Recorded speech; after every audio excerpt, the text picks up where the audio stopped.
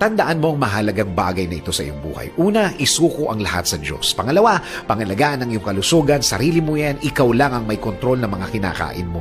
Pangatlo, gamitin ang iyong retirement fund o ipon para sa iyong sarili. Sa iyo yan, gastusin mo kung may oras at sobra. Pang-apat, pahalagahan ang natitirang oras sa iyong mahal na buhay. Panglima, makipagkita sa iyong mga kaibigan, pamilya, kaklase, mga dating kaopisina, pati dating nakasamaan ng loob habang may natitira ka pang oras. Yan ang mga bagay na dapat mong gawin bawat araw. Ngumiti, humalakhak, tawa lang. Yung malutong, hayaan mong mainis ang mga nasa paligid mo habang malutong ang tawa mo. Sila ang mga taong hindi marunong magsaya sa buhay.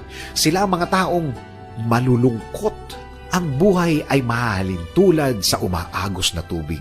Hindi mo na ito maibabalik pa. Kaya laging maging masaya.